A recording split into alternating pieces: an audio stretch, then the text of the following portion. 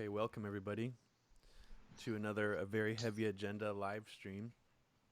Um, this is probably my sixth or seventh one of these to another a very heavy agenda live stream. We have a video feedback loop happening in the background on YouTube, so I had to close that. But the chat is open right now if you want to participate in this discussion. And I have a very special guest today, which you can hopefully already see in the corner of my window here, Pearse Redmond of Porkins Policy Radio. Thanks for joining me today, Pearse. Well, thank you, Robbie. It's good to be talking with you, and it's fun to be on your show for a change. I think it's been a while since I've done something for you, so it's great, and I'm glad that we're talking about a film as well, and one that I haven't seen. Yeah. Oh, so you still actually haven't seen it? Oh no, I have seen it. I meant like one I hadn't seen, before. Okay. No, I did watch. Yeah, okay, I watched the movie last night. Yeah, of course. Good. Okay. I was worried for a second. It would be an interesting discussion though to describe. Yeah, a it film would. that you haven't seen as well. But I guess so for someone who hasn't seen this movie, and I know that you're interested in political films. Films that have to do with politics or other subjects like conspiracies. We did a whole episode with Tom Secker. Actually, did we do two of those or just one? I feel like we actually On did the two. 9/11 Yeah. stuff. Yeah, I think we On did Spike two. We Books. did I can't remember. Was one of them like In Plain Sight or something? No, that was a No. documentary. We did so we did the Reflecting Pool, Yes. and then we did Operation Terror. Terror. Yes, one of the worst movies. I mean, it's kind of almost so bad it's good. It's like a Tom. Oh yeah, it Wiseau is. It style. is. Yes. And what was the interesting fact about that? It was the screenplay was written by a former libertarian presidential candidate. Yeah, his name is his first name I believe is Art. Okay. And I can't remember what his last name is, but yeah, he is he ran for president, I think, on the LP ticket, and he's also held, I think, other positions within the LP for a while. And of course, would appear on like press TV to talk about, the Israelis and 9/11, and yeah, he produced and directed and like wrote Operation Terror, which does have some interesting stuff in it. I mean, it is worth watching, but it is like truly, and I don't say this a lot, but cringeworthy at times. Yeah, I mean, it's definitely an interesting. It's interesting in the sense that even truthers or people, most like 9/11 truthers haven't even attempted to like create a sort of synopsis narrative of like from top to bottom of what happened, and whoever wrote this screenplay really gave it their all to the point where there's a scene. Spoiler alert! There's a scene where the people get ushered off of the plane by like a secret military SWAT team into an autoclave oven, which is like a giant NASA oven or something that can like burn like airplane parts or something. I don't even. Yeah, or it's used to like heat metal to like craft like space shuttle equipment. Some insane. I mean, that's like one of that's what's fun about Operation Terror is every single whacked out theory is included within that. And also probably my favorite scene that's like burned into my memory is the when the CIA agents are meeting Osama in, I don't know where they're supposed to be, Afghanistan, and it is like basically a white guy with like glued on like a stage makeup hair, and it's so bad. Whereas The Reflecting Pool is actually a good movie, I think. Yeah, it was surprisingly good, and in a way, it's actually a little bit similar to. I mean, maybe not too similar to The Insider, the film we're going to discuss today, but it has similarities. Yep. And another movie that actually came out fairly recently that I watched, and I remember really liking when I first saw it mostly because of the subject material. But after watching it again, to me, it's very clear that it was kind of modeled after The Insider's script, and the movie I'm talking about is Kill the Messenger, about Gary Webb. And while it's a good movie, I couldn't help but notice when I watched it this time around of how many just the general structure of it, the vibe. They were definitely trying to do things that movie, I feel, or when I say that movie, I mean The Insider did much better, just in terms of filmmaking. Um, but did you see that movie, Kill the Messenger? I haven't seen Kill Okay, the Messenger. it's But worth that is like, watching. Yeah. yeah, I know. Everyone tells me that. It was just, I think I had like some sort of like an issue, like when it first came out, I was like, oh, I'm not going to see that, propaganda, even though I watch those kind of films all the time. Yeah. But I think, a lot of people have like reservations about watching, especially Gary Webb has this like weird, he's become almost, I think, unfortunately, like a cult like figure in Yeah. a lot of the, truther movement and alternative media and whatever. So I was, but there are some interesting people. I think Nick Shue was involved in the movie, and he's written some interesting books about about the CIA, about Hollywood. He's kind of a not questionable, but there's some. I think he has some agendas going on, but he's a fascinating writer, and I believe he was involved in at least in consulting or something to do with the film. But I should see. Yeah, I know. Though I will say, as a movie like that, it is interesting that it came and went, which I think does speak volumes to some of the subject, even whatever several decades after Gary Yeah. Webb's death. It's still kind of a taboo subject. That's one of those third rails. I think along with 9/11 is CIA complicity and drug trafficking is not that doesn't get a lot of media attention. Have you ever seen, just while we're on that topic, there's I forget what it's called, something like Snowfall. It was a TV show that John Singleton was actually producing and directing. I think a few years ago, and he just recently passed away. But it's all about what Webb was talking about in the '80s, or at least the Freeway Ricky Ross side of it. Yeah, and the it's all crack about epidemic. yeah, it's about a young Mhm. drug dealer in like South Central who is getting cocaine directly from the CIA. Oh wow. Yeah, my sister was actually a big fan of the show, Is but this that on also FX came in. network or what? I think so. It's like Okay. Yeah, it's one of those. I think it's called Snowfall. Yeah. But it might be worth checking out for something. But apparently, John Singleton had been trying to make this TV show or a movie, some project along these same lines. Like I think back in the '90s when he first read what is Dark Agenda. Dark Alliance. Dark Alliance, excuse me, Dark Alliance. He was always and I guess he, growing up in that area, obviously believed it to be or knew it to be true. And everywhere he went, every studio was like, "There's no, we can curse on the live stream, right? Of course. Yeah. There's no fucking way we're ever gonna produce this." Yeah, the only thing that YouTube really doesn't like, apparently, just so people know who are watching this stream, the reason that Super Chat is gone and the reason you can no longer donate through the chat is because YouTube has completely stripped any monetization from my channel permanently. Because apparently, because of copyright strikes from using fair use news footage and some of my documentary clips that I've uploaded to this channel. So that sucks, but because of that, there's other methods to support us. Pearse, I think you have a Patreon for Pork and Policy, correct? Yeah. So if you want to support either of us, don't bother through YouTube. And I actually would suggest don't even give any money through YouTube to anybody, really, because they're a shit operation. But Pearse, what is your Patreon, just so people know? It's just patreon.com/Pearse Redmond. And I'm seeing in the chat, Robbie, people are complaining that your mic is too low. Oh, too low. Okay. Yeah, I think so. Thanks. Okay. Yeah, I was saying, Robbie, mic up, please. Your levels are off. Okay, I wasn't looking at the chat. My fault. Hold on. I mean, you sound good to me, but Okay. I am boosting my mic.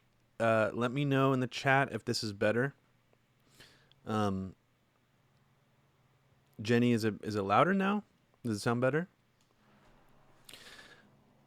I'll wait a second, but yeah, I mean, what you were saying about John Singleton earlier, I guess that's not hugely surprising because it seems like the black community, especially in South Central LA was very, very tapped into this story, especially like when it came out in the San Jose Hmm. Mercury. I think even before the book Dark Alliance came Oh out, it yeah. seemed like, I mean, there was a hearing, that famous video clip that Mike Rupert kind of is like most of his notoriety comes from that clip where he confronted, I believe it was John Deutsch, the Yes. Just CIA director at the time. before he resigned. Yeah, and then he immediately resigned after this town hall meeting where basically the entire community was saying, we know this is true. We know that you helped flood the streets with cocaine and created the crack epidemic and all this stuff. And it's interesting because since then, there has been sort of this pushback from the general establishment that the black community is so paranoid that they are prone to conspiracies. And this is something interesting that actually one of the most interesting examples of this I saw was a football player, Dante Stallworth, who sort of dabbled in truth, like 9/11 truth territory for a little bit. After, I guess, getting in the clique of The Intercept and joining up with Scahill and some of these other establishment lefties, he wrote basically like a long form apology piece saying that, like, as a black man, he feels ashamed for being like prone to 9/11 conspiracy, and he's like learned his lesson, and the reason why is because they experimented on African Americans with syphilis during what was it called, the Tuskegee experiments? Yes. Yep. And stuff like that. And I just found it very odd because, I mean, I watched those videos, when them confronting the CIA director, all these people from the community, and I'm just like, they were 100% right. I mean, they were ahead of the curve. These people weren't afraid, to speak like this. And now basically the climate is like, oh, that's just paranoid, And then they always go back to the example of like, well, a lot of African Americans believe AIDS was created by the CIA or something. It's like, well, actually, if you really peel back a lot of the things that a black community talks about in terms of the American government, almost all of them are completely proven and true. So that's something that I find interesting, that's kind of the climate right now, is to like be like, oh, that they were just like really paranoid about that stuff, Yeah. Or even Gary Webb. It's like, oh, he exaggerated or overstepped with his idea to link this directly to the CIA and directly to the crack epidemic and all this stuff. But I mean, he really didn't. I mean, if you read everything, I mean, he just took some bigger swings than most reporters would be willing to do. So I commend him for that. But we're getting completely off on. Well, I was gonna just quickly just Yeah. They've done the same thing with the Arab community. All across the Middle East, they're all conspiracy theorists for All Muslims. Floating any sort of idea that their governments and our governments and jihadis cooperate together or work together. And again, I mean, it's all basically true. And you can just, you were talking about the AIDS epidemic thing. It just reminded me of the we're in a climate where everyone is questioning vaccines and whatnot, and it's just a sort of a conspiratorial thing with the Bin Laden hunt. They had they had a doctor on the CIA payroll giving fake vaccinations in order to collect blood samples to trace if Bin Laden's family members were in that area. So it's. I'm not saying don't take a vaccine, but there is. I think there's a basis for what a lot of people believe, and they were, in fact, it was true. And because of that, people weren't getting polio vaccines in that area in Pakistan because they were afraid of getting caught up in something larger than themselves. And very quickly, just on the black community and Gary Webb, I have a vivid memory when I was a young kid at my babysitter's house. One of her just all-time favorites was Montel Williams. He was always on in the background as a kid. I just remember his show. But I have a memory of when he had Gary Webb and was it Mike Levine, I believe, who was an undercover DEA agent. And it was like probably the best show Montel Williams ever did. Was having the two of them on. And, Montel Williams goes through a whole thing about this isn't a conspiracy theory in the black community. These guys are here telling us that they are selling drugs. They're cooperating with gangs. So, it's just interesting how even now, after all we know, it's still kind of, again, it's a taboo subject, that a lot of the black media gets written off as being, I don't know, conspiracy theorists or conspiratorial. But anyway, we're way off topic.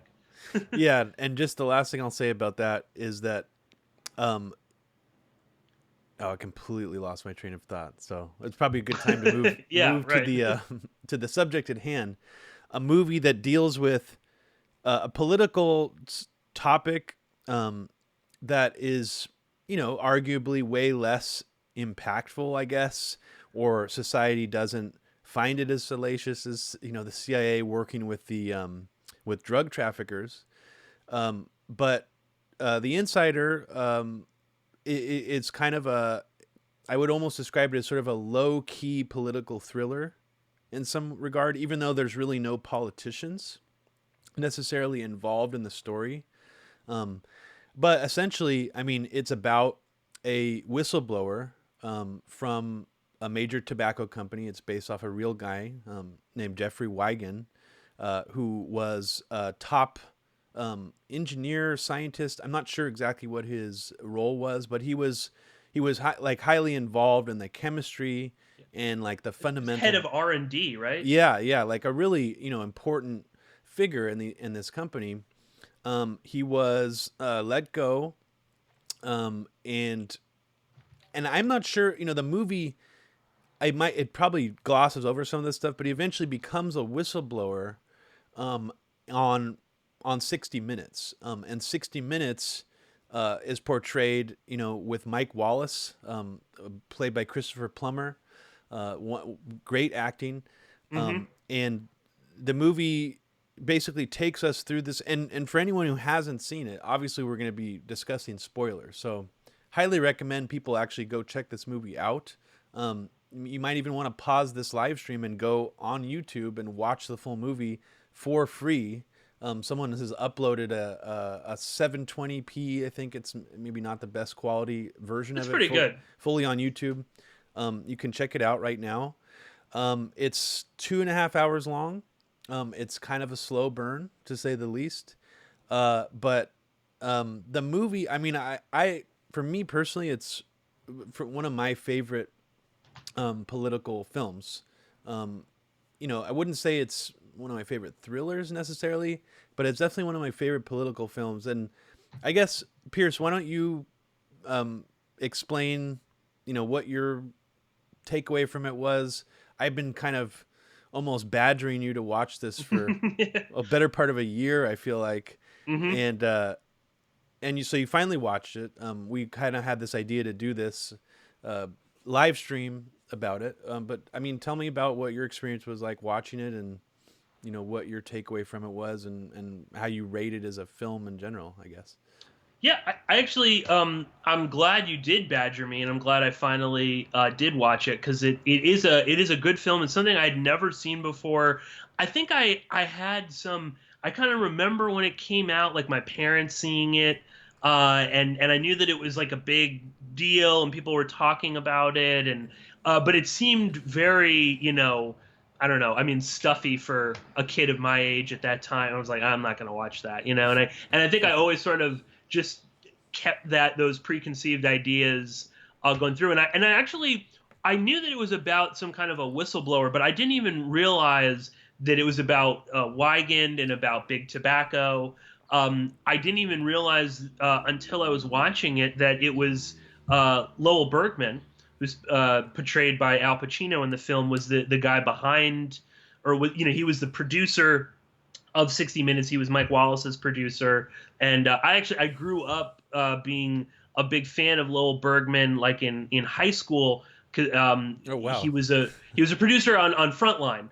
Okay. So and he still does good work. I mean, he is I guess a mainstream journalist, Yeah. but his stuff at 60 Minutes was probably better than anything 60 Minutes does nowadays. And he's from Ramparts magazine, right? That was mentioned in the film. Absolutely. Yeah. He's from Ramparts. He also did a lot of, he was in San Diego. He worked for a bunch of underground newspapers. He worked at Ramparts. He was involved in a another with an outlet down in Arizona where he did a lot of like organized crime reporting early on, and the head of this outlet, this newspaper, was assassinated because of their reporting. So he is actually like the real deal. The beginning of the film is it's like amazing. They're in Lebanon, in like a Hezbollah stronghold, I think, trying to meet with like, I thought it was Hassan Nasrallah, but I might be wrong. They certainly make him look a bit like Nasrallah with the glasses, but we see Lowell Bergman going to negotiate the the meeting. Blindfold. So blindfold on. Yeah, it's a little scary, and it's a lot of armed Lebanese military and Hezbollah and whatever. So, Bergman is actually, he puts his money where his mouth is. I think his portrayal by Pacino is probably fairly accurate to who he really is. Just want to pause for a second. And so the opening of the movie is really fascinating because this is basically, it's showing how Mike Wallace, his son is Chris Wallace for Fox News. It's showing how Mike Wallace is, this guy with balls of steel who's completely unafraid to be in, this secret location in Lebanon, confronting the leader of Hezbollah about being a terrorist. And it's just such a wonderful opening because of what happens later in the film. And we'll go into that, but it's sort of portraying these journalists as like, they're so tough, they'll stand up to anyone. And that's obviously not how the rest of the movie unfolds. But sorry, I interrupted you. You were on a flow there. And just to reiterate, Lowell Bergman is people should check him out. If for no other reason than The Insider as a film again is I was excited. I was glad I haven't watched it because it really does show you the lengths to which financial interests dictate media and the news, and it is there's I'll send you the link, Robbie, if we can post it somewhere or something, but there's some great interviews with Lowell Bergman talking about this film and about his experience there, and he has this whole thing about how All the President's Men, which is in and of itself kind of a bit of a sham in terms of the movie and what they were even reporting and whatnot. But in that movie especially, the Washington Post and the people behind it are the heroes. And he said, in the case of The Insider, they're actually the bad guys, more or less. And that is interesting. I mean, you don't see movies. We've had such a weird lionization of media over the past couple of years in Hollywood, and I think kind of always, especially if you look at something like All the President's Men. But even before that, it's always the muckraking journalist, fighting corruption or graft and politics or big business and whatever. But in reality, it's not really how it works. Yeah. And this movie completely kind of blows the lid off of that. And however you want to think of Lowell Bergman, who obviously he works at PBS, or he did for many years, if you want to call him a shill or whatever, and certainly some of his reporting with terrorism and 9/11 related stuff, or some of the terror cells, is not the best in the world. But he did, actually, jeopardized his entire career, and he was to an extent kind of like blackballed by CBS, Mike Wallace, and other outlets because he actually did stand up and basically took a very principled stand, and and fought back against what we'll talk about later. Probably is, massive conflicts of interest with the higher ups of CBS, the corporate interests in CBS, and how that linked, as the movie does really well. It's a great scene where Al Pacino, Lowell Bergman is confronting. It's Mike Wallace, Don Hewitt, who's the producer of CBS News. The actor who portrays him? He's in a lot of like Philip Baker Hall. Okay, he's in a lot of like Paul Thomas Anderson movies. Yes. The cast of this movie is phenomenal. Just for the cast alone. Rip Torn. Yeah, just playing like a totally random role. Like I was like, is that Rip Torn? Holy shit. Yeah. But and Bergman called them all out, and he has maintained that as well. I mean, you can see in subsequent interviews. I mean, no love lost between him and Mike Wallace and CBS, and he rightfully has continued to call out CBS for basically being this. They don't actually care about the news, at least anymore. I think maybe at one point they did, and certainly Bergman worked there for like 14 years, I think, and did good stories and whatever. And I guess one of the last things he did do for CBS before he left, I believe this is accurate, and it's portrayed in the movie. He got the exclusive Unabomber coverage, and that was another wonderful part of the movie. Is the and I'm not as familiar with Michael Mann's films, and this was like a great sort of maybe entry into his work. And it seems, I think you said it's not quite like a lot of his other films. I think it's a little bit different. It stands completely apart. Yeah, I mean, his previous film to this one was Heat, I believe, which is considered one of the most well-regarded like action thriller, cat and mouse. Dark Knight by Christopher Nolan is supposed to be like a Heat homage. So it's completely different. And I liked what you were saying earlier about, I mean, it's almost like what this movie's portraying in the typical political thriller formula is almost an inversion of that, where it is like the media, or at least some of them are portrayed as the bad guys. It's essentially letting this corporation, strong arm them or dictate how the information was coming out. But the ending, I mean, we're going to spoil a lot of stuff here, so just be warned. But what Pearse just said is, I thought, I mean, it's a really beautiful way to end the movie, where it's like Lil Bergman gets this exclusive for the Unabomber, but then it's sort of showing how insignificant, the movie is kind of showing like Jeffrey Wigand made this sacrifice. He put his family at risk. He put his whole livelihood at risk. Even Lil Bergman put himself at risk. But then in the end, it's like this story is just a drop in the bucket, and then the Unabomber thing happens, and it just takes up all the headlines. And it's kind of like, that's where all the media is focused. It's like this almost had no impact. And I don't know if that's what Michael Mann was trying to show, but that was kind of my takeaway from it.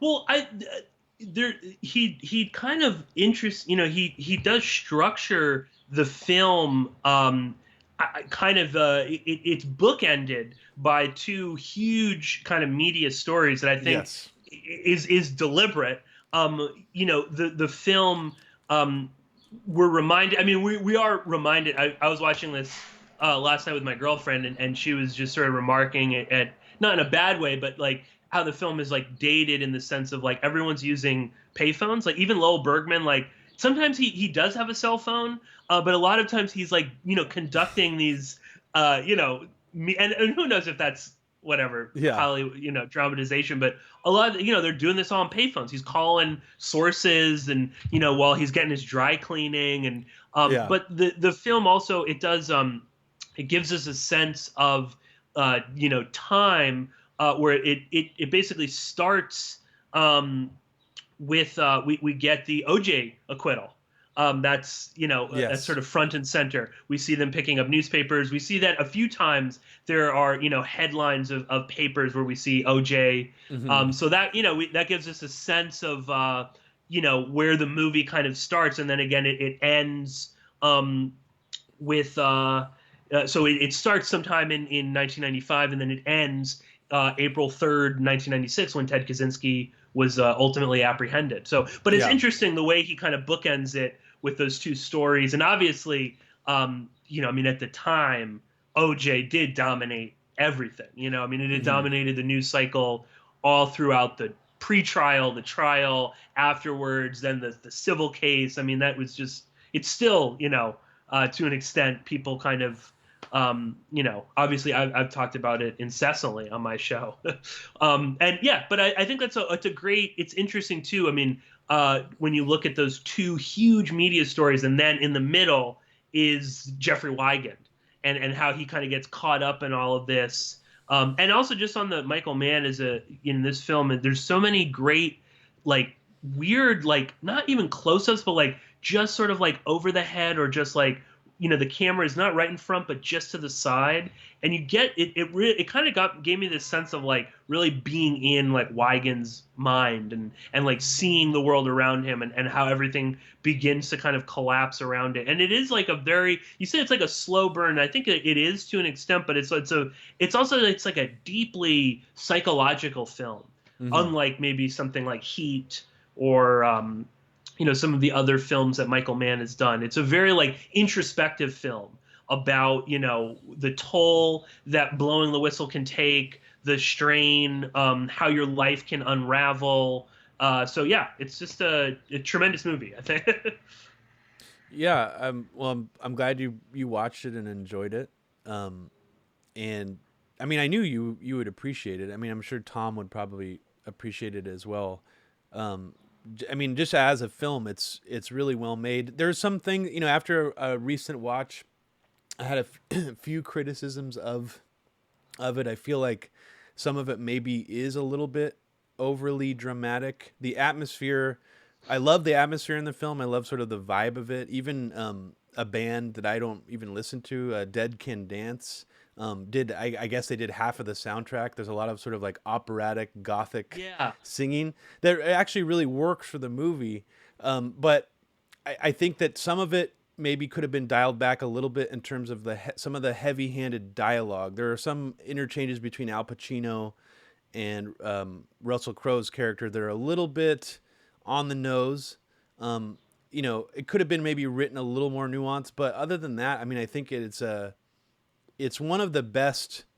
I mean, it is one of the best films that portrays this sort of struggle, I think, or best stories. I mean, I'm sure there's probably books out there that do a better job, but I mean, I think, yeah, like you said, it really dives into the psychology of what it requires to sort of make the sacrifice of being a whistleblower.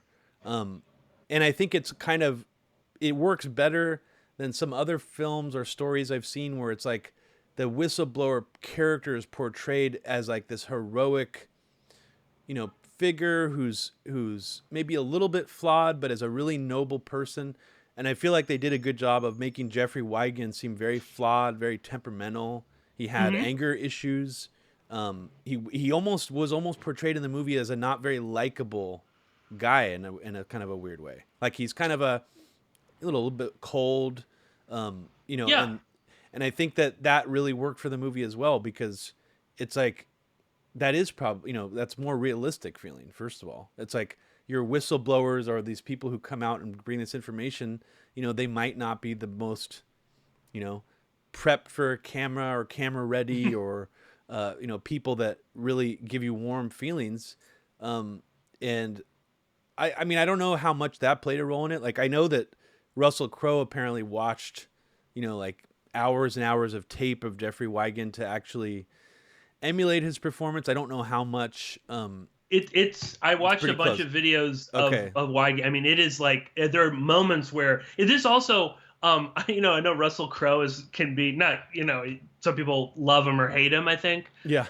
And he's certainly kind of become like a bit of a joke, I think. But this is one of his best performances, if not maybe his best. Absolutely. It's very understated. It's very controlled. And he really nails Huygens in the way he like moves and walks, and the little like his little ticks, his personal ticks and things like that, and the voice is perfect. And I mean, especially if you watch the actual the 60 Minutes interview, I mean, it is like spot on. But just everything about him, he does seem to really kind of get Huygens. And also too, you were saying, I mean, he's flawed. That was also like refreshing. Yeah. Because everyone is flawed. I mean, and there's a great scene where the company Brown Williamson, which is a tobacco company that Huygens worked for, and that ultimately he blew the whistle on, and they went after him. Brown and Williamson hired some investigative team and spent God knows how much money digging up every bad thing that or questionable or whatever. And some of them are true, some of them are false, some of them are there's a bit of truth to it, but there's a larger story behind it, and they're digging it up and they're going after him. And Lowell Bergman is pleading with him, about this, and he says, well, what does it matter? And so what? I still told the truth, and he's like, it doesn't matter, but like we're all flawed, but that's the whole point, is that if anybody digs up anything about Pearse Redmond or Robbie Martin, you're gonna find things that are make us look bad, or times we acted stupidly or did something dumb, or you get arrested for some silly thing, or there's a whole issue about if he lied about being on the judo team at the Olympics, and all of these things, and that can matter. And there's a great sort of like struggle going on where Wigand is like, but what does that matter? Like, I still told the truth. And then it kind of, I think there's a line where Pacino even says, like, it doesn't matter. Like, the truth doesn't matter when the person delivering it is flawed. But again, I think that's refreshing, because in any other Hollywood movie like this, they are always going to kind of portray the whistleblower as the hero. When in reality, everybody has things that they're ashamed of in their life. Everyone has moments they wish they could take back. But I mean, that's what makes us human. And anybody that doesn't have something like that is just, I don't know, lives in a bubble somewhere. Never interacts with the outside world. But that was refreshing as well. Because there are times where I was like, Wigand is kind of like an asshole. Yeah. Or he's, maybe he, there are moments where it is like, dude, you do have a family. Like, okay, your wife seems to be a difficult person to live with. And apparently that is actually pretty accurate. Jessica Lange's portrayal of him. I mean, they did get a divorce in the midst of all of this. And, I don't want to like dump too much on his wife, but the reason they lived in Kentucky was because her father is a huge tobacco farmer. So, oh, wow. So she definitely, I don't think, had many, if any, qualms about working in the tobacco industry, and certainly she lived a fairly privileged life because of his job at Brown and Williamson. But that is accurate. She basically did divorce him and moved the kids away. But at the same time, it's like, you do have a wife, you do have these kids. He does seem to love his daughters. I think that is completely true. And it is like, is it worth it? And that's like a real kind of moral dilemma. I think anyone in that position. And just also to, like, I think we've forgotten like quite how evil the tobacco industry is. In the 90s, that was certainly like more kind of in your face, and people would talk about big tobacco. I mean, I don't even think that phrase doesn't even enter the discussion nowadays. No. And I say this as someone that, I think I haven't had a cigarette in 2 days. But this is like the, I don't know, 800th time I've like quit smoking. So, I do say this with a little bit of knowledge, but like they're an evil organization. They do have a lot of like control. And I guess I forgot quite, like the level to which corporations, media, governments will like bend over backwards for this huge, conglomerate of individuals that do basically kill people every year. Yeah. And they're given the fucking royal treatment when it comes to kickbacks and laws being altered, and obviously, I mean, there's a bunch of scenes of they call them the Seven Dwarfs. Yeah. This is like the 7 CEOs of the biggest tobacco companies in the U.S. all perjuring themselves to Congress on something that's so they were denying that cigarettes are addictive. I mean, well, nicotine was not addictive, which is even crazier, because this is something that has fascinated me for many years, is that there is still a quote unquote debate among, I guess, scientists if nicotine is actually physically addictive or not, in the same way like opioids are physically addictive, which is strange to me, because I mean, anyone who's smoked or ingested nicotine knows that it is one of the most addictive substances known to mankind. I mean, sure, that's maybe anecdotal evidence, but it's odd that there isn't more of I guess, a strong consensus out there in the scientific community that this drug is one of the most addictive drugs known to man. Here's how it works pharmacologically. It seems like the tobacco companies have actually locked down or done a really good job of propagandizing or muddying the waters of the scientific research on the subject too, which is bizarre. And also, I mean, one of the interesting things about the movie, it's not even really a debate or he's not blowing the whistle on nicotine is addictive. I mean, it's sort of like, that's so obvious in a way. Yeah. That right. the movie even has a little debate about that. It's like, what's he's going to blow the whistle on? That cigarettes kill you? Like, what the fuck?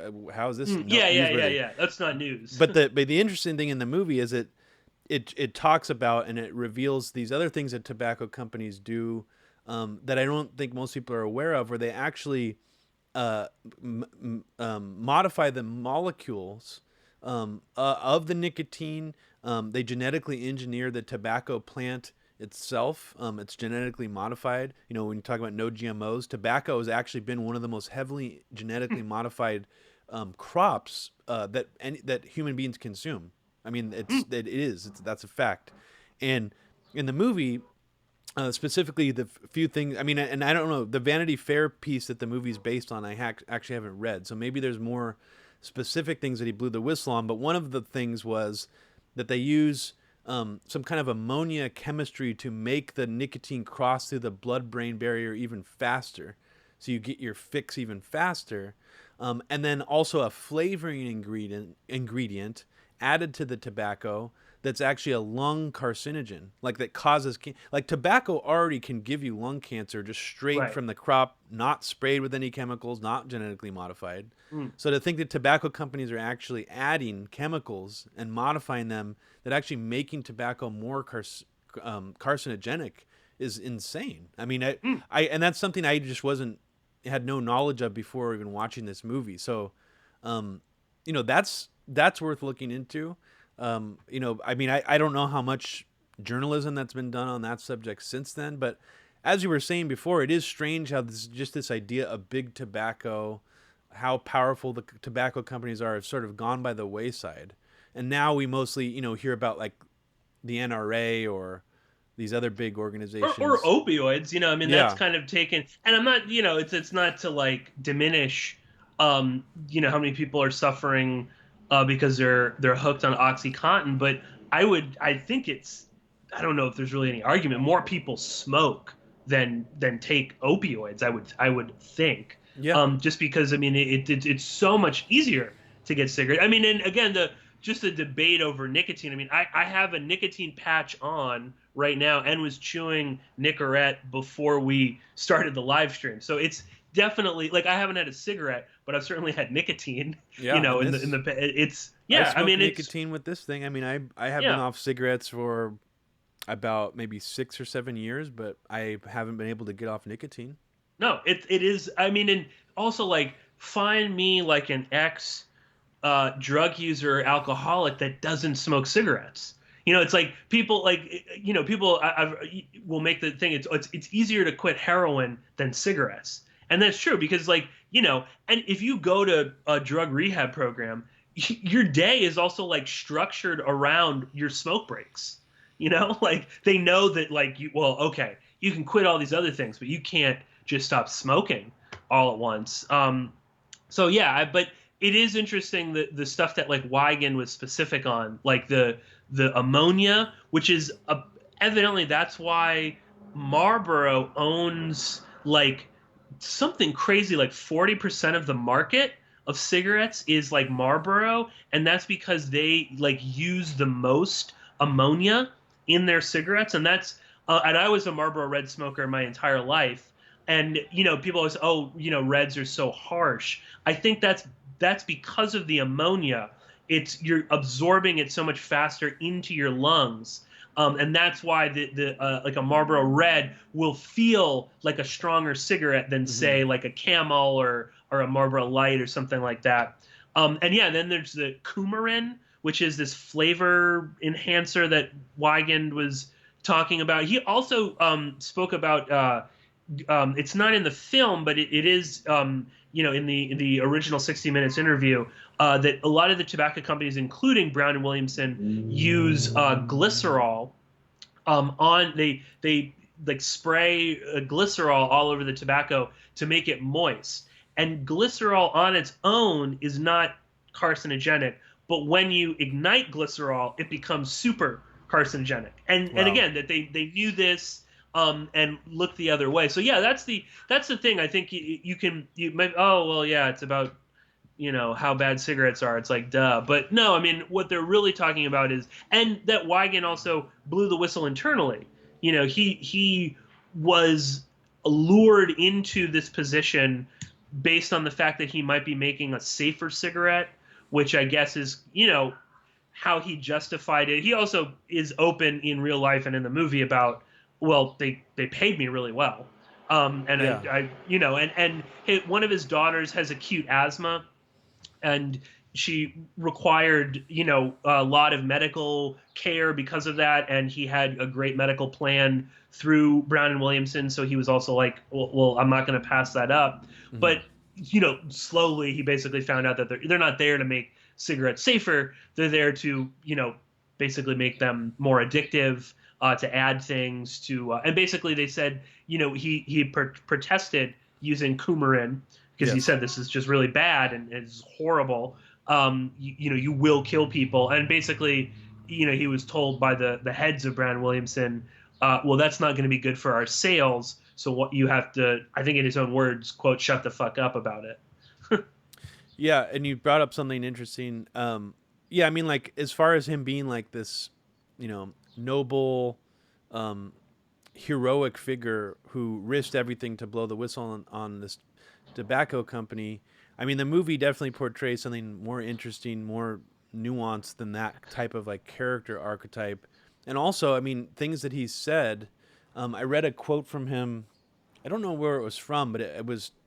I think it was an interview he did after the film came out, and he admitted that after he found out how much money Brown and Williamson spent trying to probe his life, trying to smear him, trying to investigate him, he said he found out that it was around $20 million, and that if they had just offered to pay him $20 million to shut him up, he would have taken the money. And oh yeah. I mean, so that I find that, that's a very honest, it's admirable that he's willing to admit that. I mean, I think most people, if they were actually faced with that choice, they'd probably just take the money. I mean, so it's just kind of interesting to think that the tobacco company willing to spend that much money to ruin someone and bury a story when they could have just possibly just paid him off or given him like, kind of a wink and a nod, ridiculous severance package bonus or something, and been like, I mean, I don't know. So I find that interesting.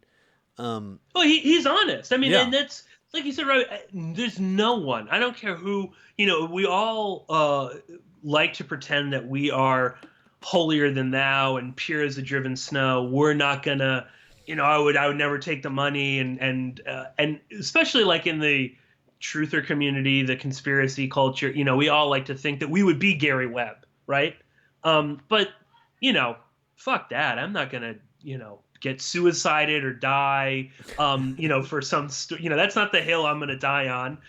And furthermore, if someone comes with a $20 million check and is like, here you go, if you don't talk about this, there's anyone. Now, maybe we ultimately wouldn't take the money, but we would definitely think about it. There would be that moment of like, oh my God, like what could I do with this? And especially if you have kids, I mean, oh yeah. Give me a break. I mean, college, medical bills, you've got a mortgage. We're just thinking the other night. I mean, we like to pretend we live in a free country that's not totalitarian, that still has protections of free speech.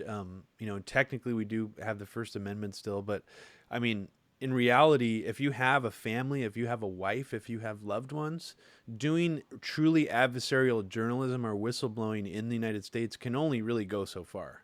I mean, there's a certain limit to it, because at a certain point, as we see in this film, and other stories that we know about, if you challenge power enough, corporate, government, any powerful organization enough where they feel threatened, they will try to ruin your life in some form. I mean, that's kind of guaranteed. So that being said, it is kind of shitty to think that if you do have a family, if you have, any loved ones really, that you're putting them at risk by really challenging power. And that's just kind of a fact of life in this country. I mean, not just in this country, in a lot of other countries as well. But we live under the illusion here that because we have a quote unquote free country, that there's a completely open season to, challenge power, which is obviously not true. I mean, it's just not the way the world works. Yeah, I mean, I don't know. Where should we go from here? I mean, do you want to talk more about your opinions on the film, or do you want to talk about some of the actual story it was based on, or? Well, yeah, I guess just I mean, back to the film quickly. It's just like a visual style that's really interesting, which I think is Michael Mann loves like filters, in his films and different kind of color schemes. And there's a great color scheme in this. It's very kind of like drab and gray, and which I think kind of fits like the corporate structure. Can be kind of plain and boring. They're just you're in these big buildings, and that the same kind of goes for CBS. And there's something almost like kind of like phony about it. And in fact, like there's a great again in the opening scene where Mike Wallace is meeting with this Hezbollah commander. They have this silly backdrop behind them of like some kind of palatial, mansion scene with like, and they're in like a dingy little room, in probably like a slum in Beirut. So everything is a little kind of phony with these people, and certainly like Mike Wallace was a complete phony, and I can actually kind of speak a little bit to that just through my friendship with Steven Singular, the journalist. He's written about everything from OJ to John Benet Ramsey to the white power movement. But, this is just sort of like I liked this because it did sort of portray Mike Wallace as a, the kind of like the asshole that he really was. Total paper tiger too. I mean, like I mean, that the movie does a beautiful job of showing how he acts like, I mean, especially in the opening scene, he's the most adversarial, tough as nails, journalist out there, seasoned journalist, and then he just completely caves to the pressure. And then there's a beautiful scene, I think it's like in the last third, where he acts like he was on board, he acts like he was the tough guy the whole time, and he's like, you fucked up. And it's like, wait a second, the whole it was just such a hilarious scene because the whole time he's acting like he's tough, he's caving, and then the most mad he gets in the movie is when 60 Minutes does a segment or CBS does a segment with him explaining why they couldn't air the interview, and they just they cut his stuff, which is ridiculous because they cut out all of Weigand from the or that was what they were going to put out there. That is actually one on like a quick technical note. Apparently, I believe Lowell Bergman talked about this in an interview I saw, that they actually never really finished the segment. Like that in the true timeline, they didn't even get that far. CBS came down way, like halfway through. So they had Weigand's footage, and they definitely had other footage, but they had not, completed like a rough cut that they would then show to their bosses for approval, because the CBS corporate, legal team was like, oh, no way. And we can get into some of there's a little bit more to that and the connections between tobacco and CBS. But just quickly back to the Mike Wallace, Steven Singular, he wrote a book, In the Cards, which is a novel about when he attempted to do a huge story on the 2000 election and the hanging chads, and the fact that there seemed to be manipulation amongst the cards by, a few Republican connected companies that now basically provide voting machines for the entire world. And then he later wrote the novel is fantastic. People should read it. And Mike Wallace is basically a character in that. Although he, changes the names. Later, Stephen wrote a shorter version, a nonfiction version, that was produced by whowhatwhy.org on Russ Baker, where he basically, it was Mike Wallace. And essentially, Stephen brought this story, he could only go so far investigating what he had done, and he needed somebody bigger than him. He knew someone at 60 Minutes. I don't know. I could ask Stephen. It might have even been someone like a Lowell Bergman. He had his producer there, brought it to Mike Wallace, and then basically the story was completely taken away from Stephen. He had to sign all sorts of documents, basically saying that he could never claim responsibility for doing the story and the research, that he could never make money off of it, that this was now the sole property of Mike Wallace and 60 Minutes. This is Mike Wallace's story. And at the time, Stephen felt that the story was so important, and he had some pretty crazy, leads and stuff, and people. He was even able to, get some people within some of these companies. He couldn't get them on the record because CBS actually wouldn't protect them legally, basically. And they had signed, similar to with Wiegand, all sorts of confidentiality agreements about the voting machines and the cards and how the cards were punched. But basically, then he gave the story to CBS because he thought, well, they'll do something. It's 60 Minutes, right? And basically, they sat on the story for a while.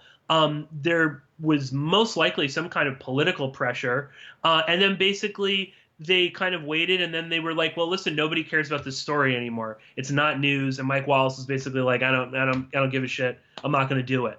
And then it basically died until a few years ago when Stephen began, writing after the 2016 election.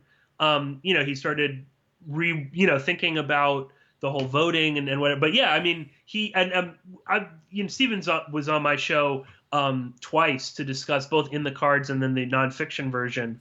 And he talked about, basically his version of who Mike Wallace was completely accurate to the insider. And just as like a personal story, I know someone that was riding his bike in Midtown, and Mike Wallace opened the door of his cab while he was riding, and he flipped over. And he was, he was like, "What the hell, Mike Wallace?" And his bike was messed up. The chain was broken. I think the handlebars were, bent. And he was like, "Are you gonna pay for this?" And he said, "Oh, well, you know where to find me." And he walked inside. So that's like, secondhand, I guess. But yeah, he doesn't really seem like a nice person. If you listen to old interviews with Lowell Bergman, I mean, he confirms basically everything in there. He says that eventually Don Hewitt kind of apologized, but Mike Wallace has continued, he said before he died, I guess, but he continued to kind of alter the version of the story to kind of prop himself up over and over again. And one of the saddest sections in the movie is when Wallace goes into Bergman's hotel room and is basically saying, like, I want to go out on top. Yeah. And this is going to ruin my career. And it's like, well, but you caused it. Yeah, like, you could go out on top. You could fight this.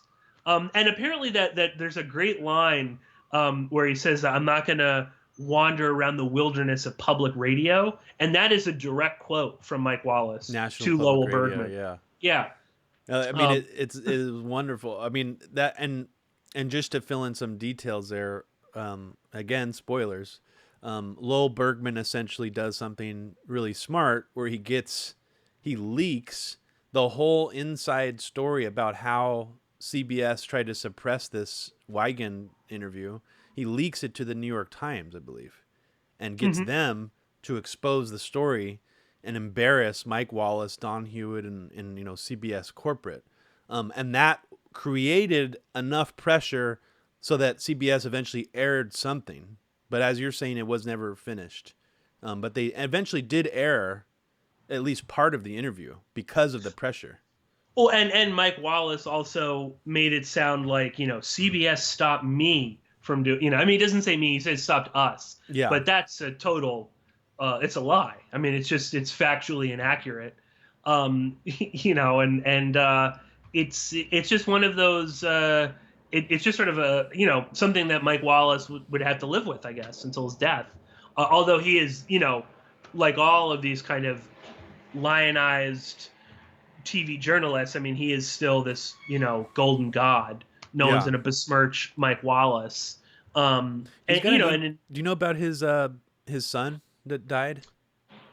No. He had his son. There was like a freak accident. I think him and his son were on some kind of Greek islands hiking trip, and his son tumbled down the hill and off of a cliff and died.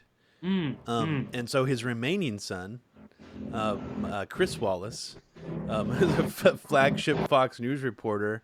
My sense of their relationship was that they didn't have a very good relationship, and I think there's actually like quotes that both one another has said about each other. So there's, I wonder how bitter he was in his old age. I mean, he seems like he was a pretty bitter old guy. I don't know how I would be if I lost my son in a freak accident. I mean, so not making any excuses for him, but I mean, he's definitely, he's actually spoken about The Insider, and he said that 2/3 of the film's portrayal of him is totally accurate, and that 1/3 of it is completely fiction. Obviously, the third he's talking about is the third that makes him look like a total pushover, and essentially part of suppressing this. But that to me is one of the most fascinating parts of what this film portrays, is that it's like he wants it both ways. He wants to cave to CBS's pressure. He doesn't want to put his career at risk.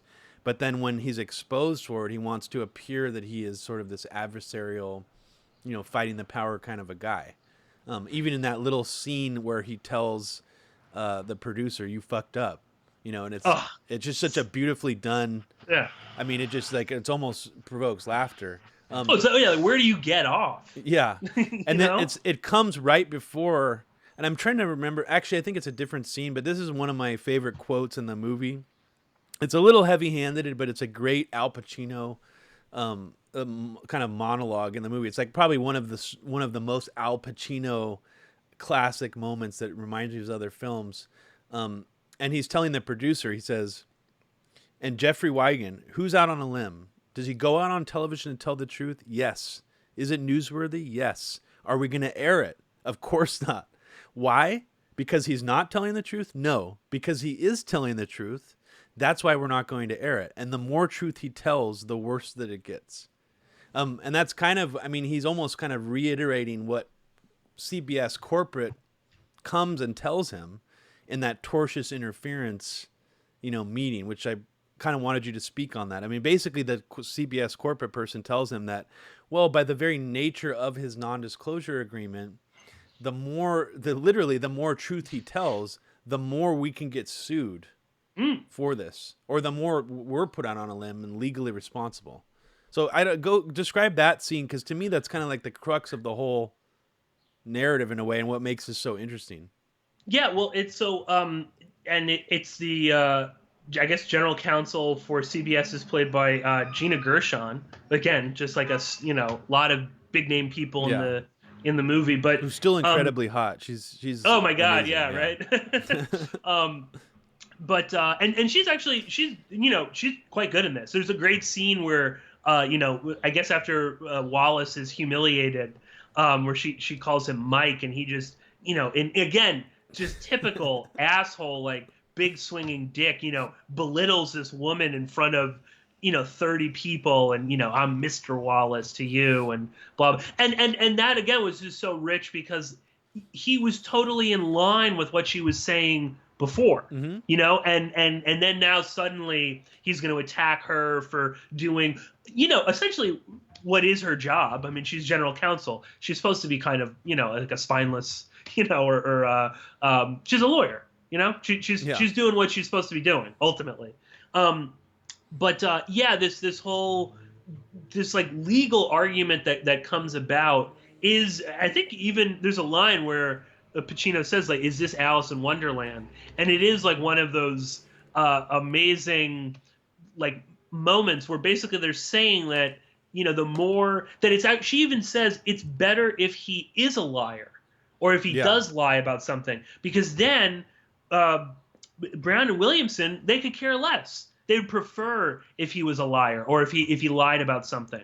But that, basically that the more truth he tells, the greater our own liability is. And I think this is a little overblown, but the lawyer says that Brown and Williamson might be the owners of CBS, which I think is kind of, so that's actually one of the interesting things. I think the movie kind of, that's part of maybe the sort of Hollywood dramatizing of it.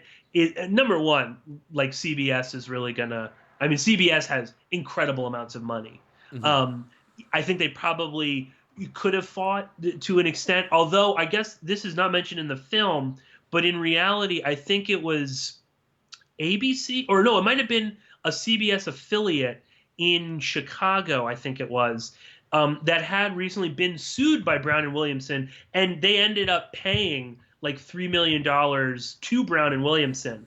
And it was I think it was CBS affiliate in Chicago, maybe like in an editorial or something. This guy had remarking on the campaign, the media campaign by Brown and Williamson to appear to children. He referred to it as like worse than like Goebbels or something like that, making reference to Nazi Germany. That got him in a lot of hot water, and they did end up having to settle with Brown and Williamson. So there was a little bit of pressure already. CBS was like, this is a little dicey. We don't know if we want to do this. But what's not included in the film, which is interesting because at one point it is brought up, Lowell Bergman did, I think this is true, he did look at these SEC filings and see that, in fact, Westinghouse was trying to buy CBS at that time. So this must have been like 95, mid 95. Sure. And eventually Westinghouse did buy CBS, but there was, they were there. I think there was a fear that if this lawsuit happened, that Westinghouse wouldn't buy CBS, and then people like the Gina Gershon character, the head of CBS News, all these other people wouldn't get their $1 million bonus or whatever because of that. More interestingly, though, is that the head of the CEO of CBS Television from 1986 to 1995 was a guy, Larry Tisch, Lawrence Allen Tisch, but he was known as Larry Tisch. His son, Andrew Tisch, worked for the Laurelid Tobacco Company, which was later bought up by R.J. Reynolds. And in fact, Larry Tisch's son, Andrew Tisch, was at those congressional hearings in 1994. And was one of the people that said there's little to no evidence to support that nicotine is addictive. Wow. So there's even more. So I think Lowell Bergman is not, he's kind of speculated, but he's mentioned that before, that he thinks that was even more of an influence on what was going on. Is that, so again, CBS is way more connected. And I think that also just shows the power of these tobacco companies as well.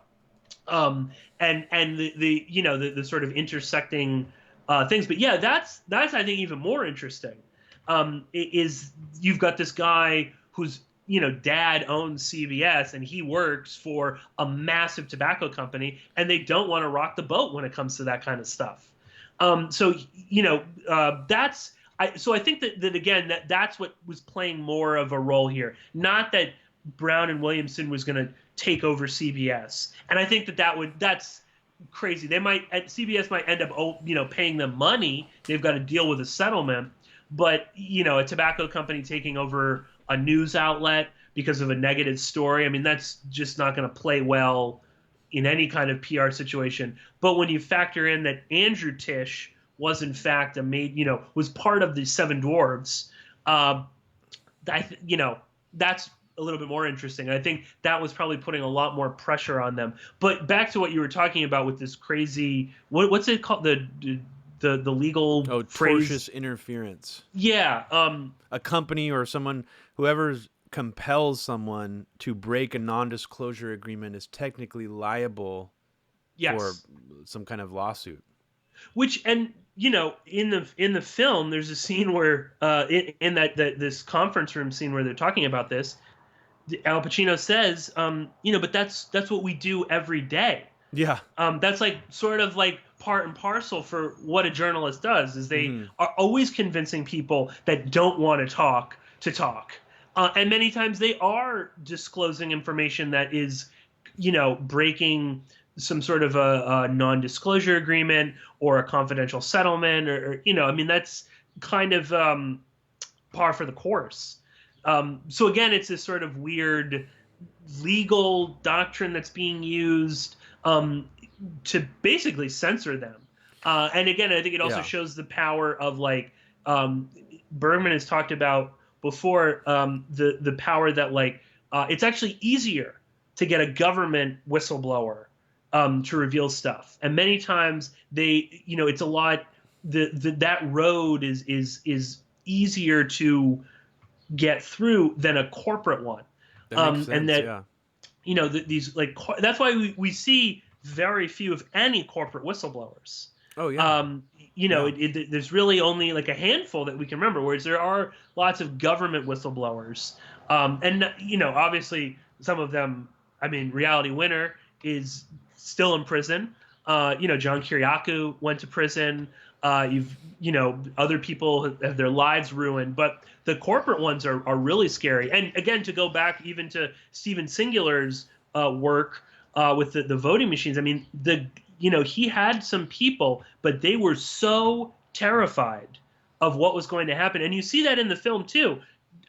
Weigand was getting death threats. The bullet that's left in his mailbox, that really did happen. Mm-hmm. Threats to he had multiple phone calls where they were threatening to kill his children. So I mean, these big companies, they have like nothing to lose, really. But yeah, I just Uh, wanted to interject really quickly. I mean, this is all, people listening to this might say, "Oh, that's ridiculous." That's he's probably paranoid or whatever.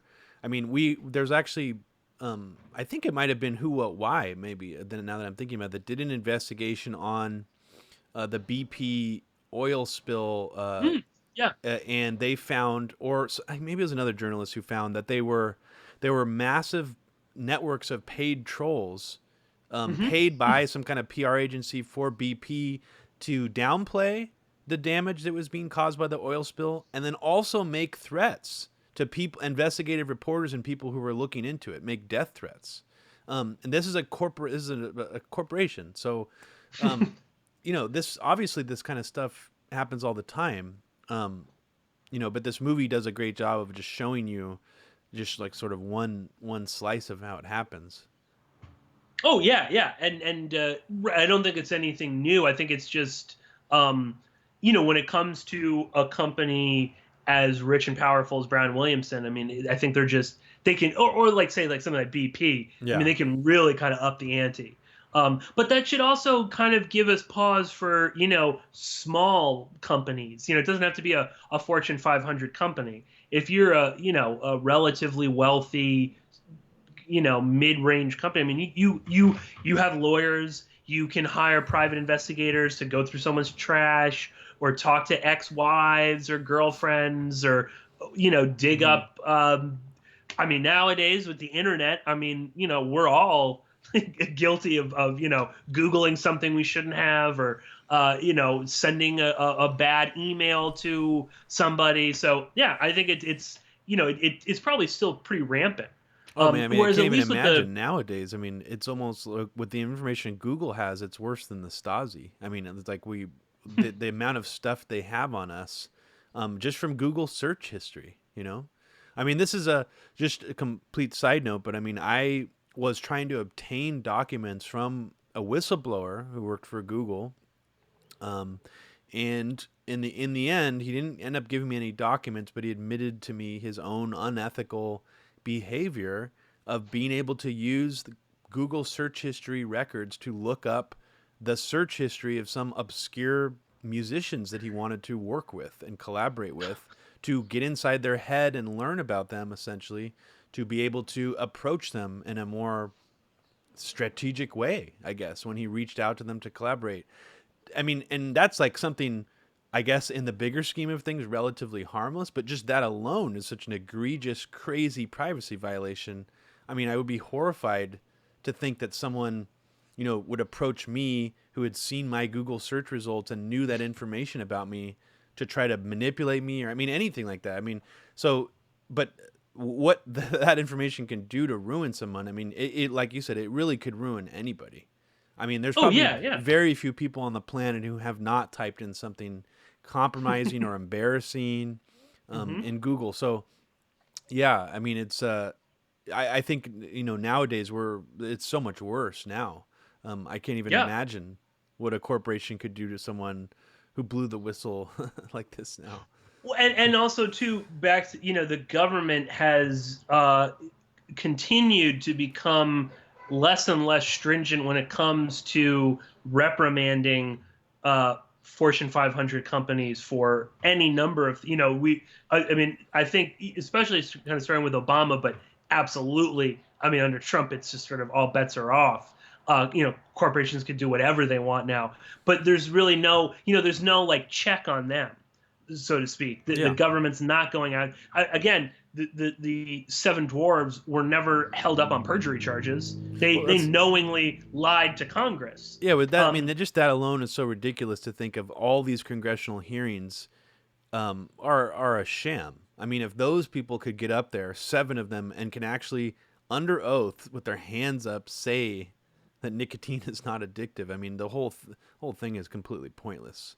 I mean, so all these tech oligarchs and tech CEOs coming to testify about Congress, I mean, it's just all complete show trial bullshit, you know? Oh, it's also like, it's just I mean, the like perjury has become so just like almost unfortunately like a non-crime if you're at all connected. Just think about how many cops lie on the stand every single day, 365 days out of the year. Cops are lying, they're perjuring themselves continuing. Oh yeah, I found that bag of crack on him, and they almost never get in trouble. Or Yeah. in big murder investigations, where it's the cop is they're not telling the truth, but it's advantageous for the prosecutors for them to say that. So yeah, I mean, perjury has become almost like a non-crime if you're connected. And then obviously there are moments where it is enforced, but certainly not with like big tobacco companies. Yeah, I mean, there is the concept of a perjury trap, which, Donald Trump has popularized that term in the last year or so. I mean, that's definitely a real thing. I mean, there are law enforcement agents who, who can't figure out any other way to get someone arrested or charged, so they will conceive of some kind of perjury trap. But oftentimes people who get sucked into perjury traps are lying. I mean, that's not to say that they're not lying, but still, that to me seems like a way it's used a lot. But I mean, I was thinking, I mean, we could just go into some just other random stuff about the movie before we sign off here. I was thinking maybe we could go for another like 15 or 20 minutes if you have Yeah, the time, sure. Pierce. That sounds great, Okay. Robbie. Yeah. So one thing I found interesting, and this is just something we're going to take in a little bit more of a silly direction for a second, is that Russell Crowe was only 33 when he played the role of Jeffrey Wigand in this film, and Jeffrey Wigand's age at this time was supposed to be, I think, 50 or 51. Yeah. So, I mean, just that alone is, incredibly good acting. I mean, yeah, he's wearing some old man makeup. You can kind of see Sure. it in the movie. His hair is not really gray; it looks fake. But I mean, amazing job for a 33-year-old year old actor. It's just hard to believe that that's how old he was at the time. And I wanted to just play this just to give you an example of why why Russell Crowe might be kind of a controversial person, or maybe why he didn't survive in Hollywood for that long, because he's got a really fiery personality. And and I'm gonna play just a quick clip of give me a second here, because I gotta set this up. I found an interview of him from, hold on. Whoops. Little behind the scenes live stream going on here. Oh, whoops. Yeah, see, I'm really bad at this, guys. I'm glad you're so patient with me trying to figure this out. I'm supposed to get some help to figure out how to do this better. Here, I'm just gonna put this down here where we can both react to it. Fuck it, I'll put it up here. Okay, so here's a funny, just Russell Crowe interview. I mean, it's not that funny. It just shows you how wildly different his real personality is from the role played in the film. Now, Jimmy, don't ask me any curly questions because I've only got a vocab of about 4 words. Oh wow, it's super quiet. Hold on a second. Where was I? I was at the top floor. Can you hear that at all, Pearse? I can just about make it out, but it's hard to Well, hear. we're just coming off a strange night. We've both been in an earthquake. It's too quiet. I was rolling around at 3 o'clock in the morning. Like, Well, you know, as like an example of like, there's a great South Park episode where, though I think the boys are trying to watch like the new like, I think it's like a trailer for like the Terrence and Phillip movie, and it's going to be playing in the middle of this. In this episode, Russell Crowe has this TV show, reality show, where he travels around the world beating up people, and in I think it's in the commentary for that episode, Matt Stone and Trey Parker were talking about they were actually used to be friends with Russell Crowe, and he was like a huge South Park fan. It was like his favorite show. Mm-hmm. He, you know, everybody he met, like when the show came out, he was like always telling, you know, and it sort of, I guess, through like the Hollywood grapevine had come back to them that like, oh, do you know, like Russell Crowe wants to meet you guys, and they ended up meeting, and they kind of became friends. And Russell Crowe also produced an album back in the, I guess, I don't know, mid 2000s or something like that. I can't remember exactly. And before the album came out, Matt Stone and Trey Parker were invited to his house for like a listening party, and they're like, oh, sure. And they went there, and you know, Matt Stone and Trey Parker also do music, so they've been, you know, and they were like, well, we figure, you know, it's about like constructive criticism, and they said something that evidently Russell Crowe did not like, and he basically told them like, that's not what you're here for, okay? And they, you know, he was basically like, you need to leave or something like that. So that's why they then made this like parody of him. But that was also at the time where it did seem like everywhere Russell Crowe went, you know, he was punching some, you know, paparazzi in the mouth or something like that. Yeah. And yeah, I think he kind of has that like, you know, you could picture him like hammered at like a Hollywood party, just saying the wrong thing, or, you know, making an ass of himself. And he kind of has that reputation, and that's partly why he, you know, what's the last thing he's made? I can't even remember something that he's done. Yeah, no, he hasn't played years. a leading. I mean, he seemed like he was on a trajectory to be like the next Hollywood leading man. I mean, with the Gladiator, totally. Yeah, L.A. Confidential, and then it seemed like his career, his reputation of being, I don't know if he has a reputation of being hard to work with, but definitely being someone who gets physically violent with paparazzis and stuff like that. And his career seemed to have kind of just, you know, slowed down, or he peaked at Gladiator. It's kind of confusing because I mean, it's not because of his acting. You know, if the Insider's any indication, I mean, he was, you know, I mean, he's only 33 years old when he played that role. I mean, I can't imagine what he would have been doing, you know, now had he been sort of in the spotlight. Oh, and another one I just remembered that was pretty big was A Beautiful Mind. I think that was like one of his biggest roles too. But yeah, no, it's funny because he plays mostly like character actor roles now. And the last like big role that he played, he kind of played like an asshole character that was more kind of just like this tough guy in the movie The Nice Guys with Ryan Gosling. Did you see that? Yeah. No, I didn't see it, but he's great in that. I mean, he's hilarious in it.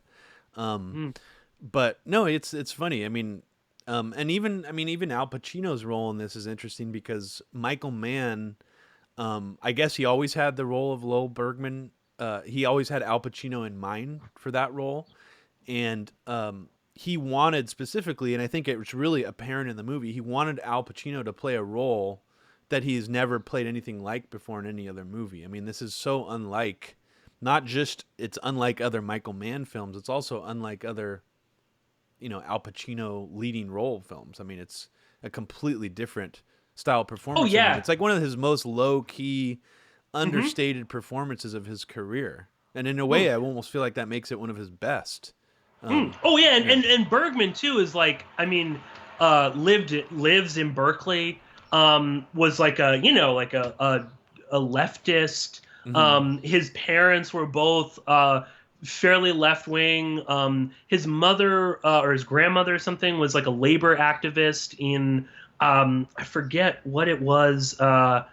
When he lived in New York before he moved to Berkeley, as a kid, he grew up in New York. His mother was, or grandmother or something, was like a seamstress union activist, and so it's very far from Al Pacino. You don't think of Al Pacino as like a hippie, or something like that. So yeah, and it is like it's not the kind of like almost like maudlin, over the top Al Pacino acting that you see now. Nowadays it's like he's just chewing up the scenery. I mean, if he's even in movies. What's interesting, Robbie? I thought we could is I was looking, when I watched the film on YouTube, then I was looking at related videos, and I ended up looking up like the CBS like 60 Minutes YouTube channel has like the I guess it's like the full interview with Weigand, and they return, I think it's from 96, and then they return to it a bit later, a few months afterwards, where you find out about his wife leaving and whatnot. But I as one does when you're watching a YouTube video, you start scrolling down and looking at the comments, and there was like a surprising amount of people again talking about, vaccines, just substitute tobacco for vaccines. That's what we're going to be talking about in 5 years, which I saw interesting because, again, it's like, who's blowing the whistle on that? Like nobody, or, not that it is or isn't happening, but whatever. So that was interesting.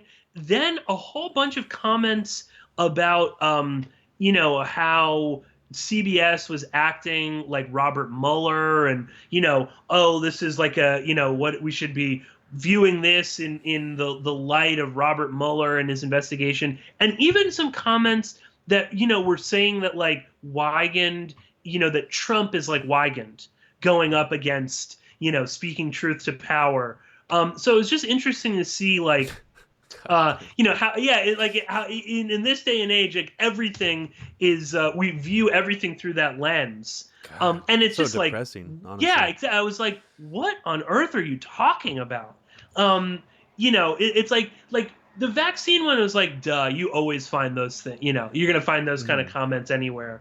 But the stuff about like, that like CBS was acting like Mueller, or the, big tobacco is Mueller and Trump is Weigand. It was just so, and when has Trump ever spoken truth to power in any like tangible way, or actually blown the whistle on anything? No, nothing. Yeah. I saw your tweet earlier about, he's calling out the military-industrial complex. Oh my God, yeah. Well, so let's just, I mean, yeah, I feel like we've kind of, we've talked about the movie enough. I mean, maybe we should end it with just some talk about what you just brought up, because no, it's honestly insane to me, Pierce. I mean, it's like all Trump has to do is just quote like leftist rhetoric occasionally. Yeah. And as long as he does that, there's a contingent of even progressives and leftists out there who promote it and buy into it and act like he's authentic about it. And it just blows my mind. I mean, I saw Aaron Mate, for example, post that. He's the one who took that clip and circulated it and said sort of like, this is what Trump, Trump really means this. So why isn't he doing it? And I don't want to put words in his mouth, but it was basically taking the rhetoric kind of at face value in a way. And it's just surprising. But then at the same time, I mean, he's getting retweeted now. Aaron Mate is getting retweeted by Donald Jr. on a semi-regular basis. So it's like, what's really going on there? Is Aaron Mate just sort of playing devil's advocate? I don't really understand it. But to me, it's just awfully, you're doing a disservice to the idea of like adversarial journalism. First of all, if you're being retweeted by the son of the president of the United States, that should make you reflect and be like, what, am I actually fighting power here? Or am I sort of promoting one camp I think it raises questions, and I would like to see more people reflect on that, but I don't see any progressives calling that out. And yeah, and there does seem to be this bizarre pathological thing going on still, where we're this far into Trump's presidency, and we're still believing that because he said the word military-industrial complex on a Fox News interview, that this guy is really tapped in. I mean, well, and again, too, like that nobody, it's almost as if the term military-industrial complex is only something that the red-pilled, awake, anti-deep state crusaders use that term. I mean, it reminds me almost of like the way deep state has become this 100%. corrupted phrase. I mean, military-industrial complex was coined by Eisenhower, who, he was kind of speaking truth to power. I'm not going to take that away from Eisenhower, but I mean, I didn't see him later in life, critiquing it. And even Eisenhower supposedly caved to other political. He originally wanted to say a military congressional industrial complex, and he took out congressional. So even Eisenhower kind of caved to this stuff. But again, that term is not new. That is like a normal phrase that people use on a daily basis. Yeah. So, for people to think that because he mentions it even means something is bizarre. But I think that's really this, like, the concept of, like, Donald Trump being a con man. And, when people are conned by a con man, a good con man will have such undue influence over these people that even when they know they're being conned, they kind of keep in the back of their mind, like, no, he's gonna deliver. Yeah. I'm gonna get my, whatever, my pension money back from that Nigerian prince. It's like there's always that desire that, like, no, you've got to believe. And that's what a good con man can do, is get people to continue to believe even when they're lying. And that's what we see with the Trump stuff. It's that he will throw out these little, bits of whatever, nuggets of truth, and people will kind of then glom onto that. This is a guy that also, a few days ago was talking about, he wasn't sure if this report about 120,000 troops going to Iran, when he's asked about that, he said, "Oh, I think it's fake news." That was amazing. I mean, to me, that really shows his ability to still be a master con man. And then he's like, "Oh, but if it isn't, but let me tell you something. If we did do that, we'd be sending a hell of a lot more troops than that." Yeah, I mean, this is also military. He's calling out the military-industrial complex. The acting Secretary of State, Secretary of Defense, is spent 30 years at Boeing. He's a Boeing, former CEO of Boeing. And obviously he's going to go back to Boeing and continue making weapons of mass destruction for Boeing, and sell them to the next president who's going to go to war in the Middle East or South Asia or Africa or wherever the new conflict is. So I don't. But again, it's that syndrome of people that are conned. They will not accept that. I think it's because also, like, and I don't want to speak for like anyone, Aaron Mate or other people, but it's when you're that badly duped, and I'll speak from personal experience being duped by Sibel Edmonds, at Newsbud. I didn't want to accept that I could not see the forest for the trees.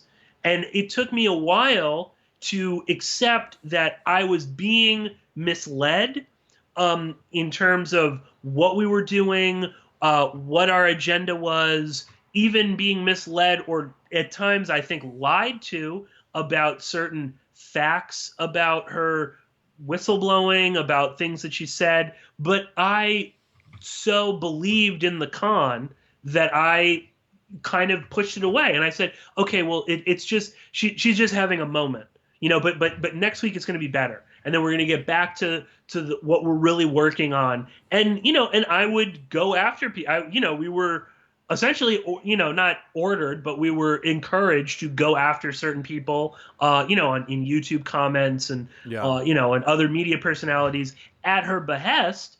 And I gladly did it, even when I knew that, there were issues with what was going on, because I didn't want to accept that I had been taken by this person who I admired as well. And who I looked up to, and I felt honored to be in the inner circle. So it's really easy. I think that's what a lot of these, some of these, even I think it's more so with the progressive journalists, the right wing, alt-right, alt-light people. I mean, I don't think they actually care one day to the next what Trump does. Jack Posobiec will bitch about, he'll pretend to be anti-war one day, and then the next day he's talking about the threat of whatever, against the Christians by the evil Muslims. Yeah. So he doesn't really care. Same with like Cernovich will change his opinion as to who he is and what he believes in. But I think some of the progressive journalists, I mean, they do kind of have they attempt to portray integrity a bit more, and they don't want to feel that they've been duped. They want to believe that there is someone that is anti-war, or I mean, even this term he's anti-war is ludicrous. Mm-hmm. Maybe you can make the case that he's somewhat anti-interventionist, but not even really. But they don't want to accept that they've been duped. They need to believe that there's light at the end of the tunnel, which is just really sad. And also, like, you're really going to trust, adulterous, perverted reality show star who hangs out with Jeffrey Epstein, and the list goes on. I mean, you're really going to accept that this guy is going to do something for the benefit of humanity? But it's the same thing. You've talked about this a lot, right? I mean, it's the same thing with like the Tulsi Gabbard stuff. How she even gets the like moniker of being anti-war is ludicrous. She's anti war, or she's anti-attacking secular dictators in the Middle East, maybe. But she has no problem going after, Muslims, or whoever she deems is like a threat to. I mean, she's still. I haven't really heard her denounce her comments on torture. Can that make you anti-war if you are semi-okay with torturing someone? Well, just really quickly there, I did a whole broadcast. I think you might have been in the chat, Pearse, about her, quasi anti-war rhetoric, and I was really surprised. I mean, I didn't do the most thorough job of finding all of her, I guess, rebuttals or just her like clarifications on that statement. There are a few more that I missed. She did one on the Jimmy Dore show. She did one on the Young Turks answering to that question, but to me, her answers were total fails. I mean, you would think if someone had a turnaround on torture since 2014, they would be like, I regret what I said on that clip or in that interview. My opinion has completely changed. I am unequivocally against torture now. Or even maybe a little bit of an explanation of why in 2014. Sure. That would actually seem authentic and true about why she fell prey to that kind of propaganda. But instead, she takes a really weird dodge, in my opinion, a complete dodge answer where she says, I didn't have time to read the report when I answered that question. And it's like, the question what do you have to read? Yeah, the question wasn't even really about the report specifically. The interviewer made a point to sort of generally ask, put it in a more general framework. So I find that very strange. I don't trust her at all. And I think that something is very odd about her quote-unquote anti-imperialist rhetoric. Some of it to me sounds like it's being written by people in the progressive movement that I already have problems with, who say things that are problematic to me, like about how the problem in Syria is with these radical Muslims instead of the CIA is funding a regime change operation. There is a strange flavor to her rhetoric that makes it. I mean, I can't prove this. I have no idea. That makes me believe that there are certain people I follow on Twitter who are actually writing her speeches for her. I mean, I honestly would not be surprised. But I mean, but She back also, to oh no, go ahead, just Robbie. back to Trump for a second. I mean, you're totally right. I mean, Scott Adams, a guy who's a total MAGA chud now, Yeah. he said something completely accurate back in before the 2016 election, where he was like, Trump is a master manipulator, master persuader. It's just another way of saying a master con man, but that his words are that he has. Scott Adams has speculated that Trump had actually studied neuro-linguistic programming, manipulative speaking techniques. And I wouldn't honestly put that past Trump. And I think that him saying things like the military-industrial complex wants me to keep troops in the Middle East is part of that. He's a master manipulator. And this is just going, and I had just seen an interview with Sebastian Gorka, who I guess is technically out of the Trump administration now, on C-SPAN, saying several things and using rhetoric from the anti-imperialist left to his own advantage. And it was really surprising. Like, he kept using the phrase, the fake news industrial complex, over and over again. And I just thought that was fascinating. And the way that he would talk about things, I know that these people like Bannon and him, have studied people like Chomsky. Like, they know the rhetoric. Like, even Bannon has talked about how Michael Moore and Chomsky are like really, like have really powerful rhetoric. Like, they've studied these people. They know it. And I think that Trump has a distilled understanding of it too. And that's really all it is. And I think that you really have to look at when he says these things, especially like, when did he say this thing about the military industrial complex pressuring him to keep troops in the Middle East? It's right when he's on the precipice of launching an attack against Iran. And it's like, yeah. What is he doing here? I mean, and then last time he said he was going to pull all the troops out was like on the eve of when the Mueller report conclusions were going to drop. So he even mentioned that in that interview about like, oh, I wanted to move all the, I wanted to take all the troops out of Syria. The military industrial complex. Oh, keep 100. I said, okay. It's like, so, I mean, again, and that's like a real kind of like psychotic con man, where he's telling you the truth. Mm-hmm. That oh, sure, I'll leave him, whatever, fine. But I'm against it. No, you're not. I mean, how do we really know how many troops have left Syria? I mean, there's no like official number. I mean, how many of them are CIA, paramilitary, private contractors? I mean, it's such a, but it's but it's that continued, and again, that like kind of neuro-linguistic stuff is going on there. We're again, Trump is. I think he's also good at that. It's sort of like lying and telling the truth back to back so much that you cannot figure out or decipher where his lies begin and where they end. So people just kind of buy into his whole nonsense and continue to kind of push this. Again, like we might be running some operation in Iran while he's talking about the military-industrial complex. We've removed our personnel from Iraq, and there's been some obviously bogus,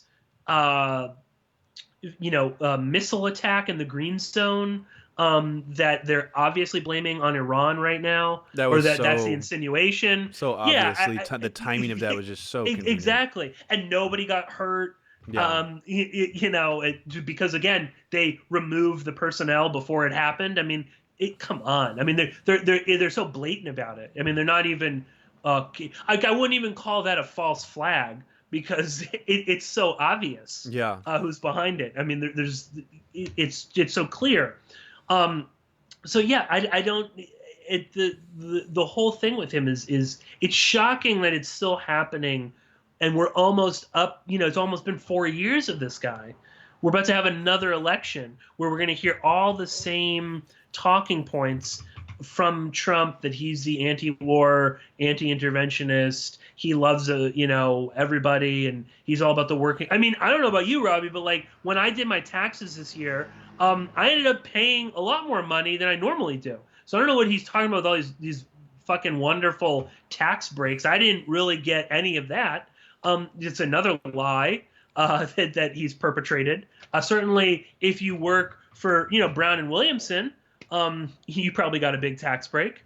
but you and I are not going to see the fruits of that. So, yeah, the constant like moving of the goalpost, it's just like it's lame and it's really kind of sad that it's happening. And I see someone in the chat is confusing me with someone else. I'm Pearse Redmond, not someone that appeared with Owen Benjamin. I'm not sure who they're referring I saw someone to. bringing up Owen Benjamin in the chat, which is interesting. Just a little bit on Owen Benjamin really quick. I'm a pretty big comedy fan, so I was familiar with his work before he turned into a total like generic red-pilled political guy.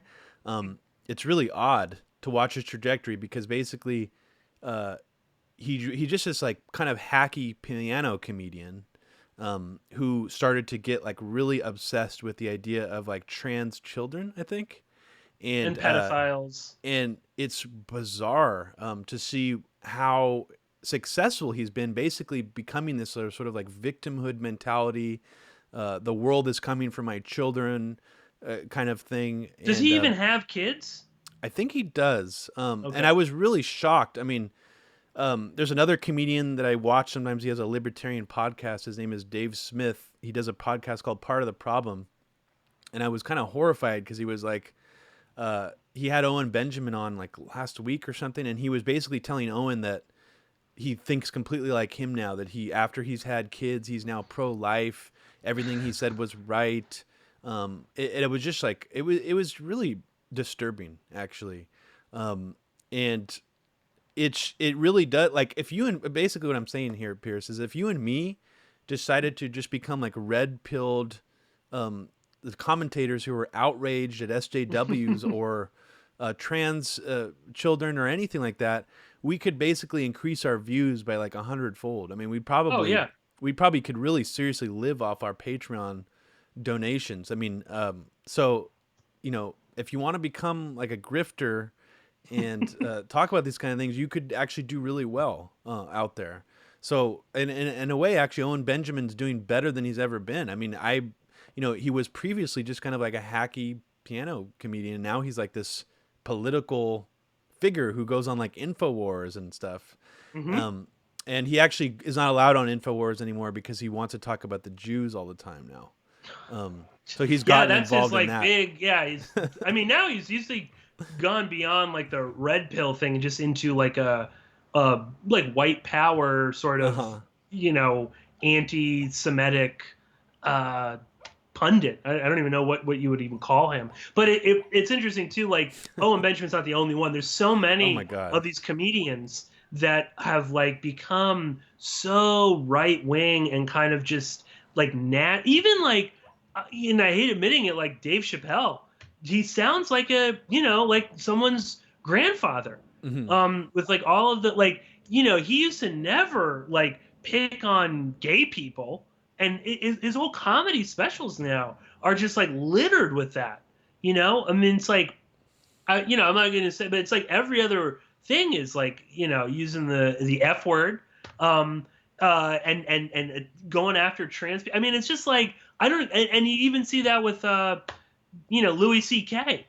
Some recent things where he's just bitching about trans children and, the Parkland kid. It's like, this is what you think is like edgy? I don't even know how that really happens, but so many of them just seem to have, they can't actually keep up with the times. And, you can be like a comedian nowadays. Like, what's his name?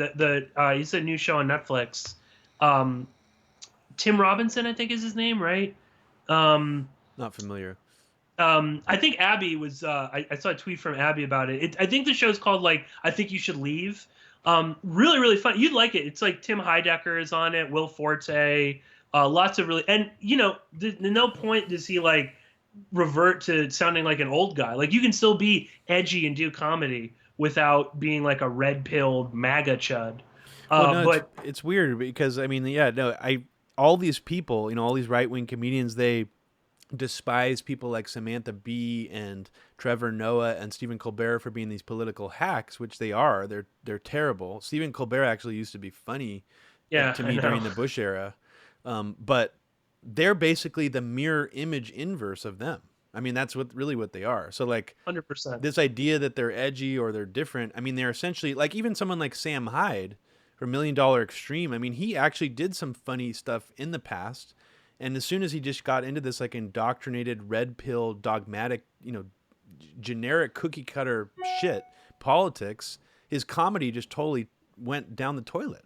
I mean, Yeah, to it me, sucks. It's not funny. no. So that to me, that's just what I don't think these people are self-aware enough. It's like they think they're the edgy ones, sort of knee-jerking against the establishment, I guess, which they perceive as liberal, but they're doing the same thing. I mean, and they're all propped up by their own sort of like right-wing megaphones, I mean, and it was especially apparent to me when, Jim Norton, who's a stand-up comedian that I kind of like, they brought on their show Dave Rubin, and they were like, you're a guy who's a liberal, who's talking about the regressive left, and they let him actually talk about how he's returning to stand-up comedy and how he kills at his stand-up comedy shows and sells out all of his nights.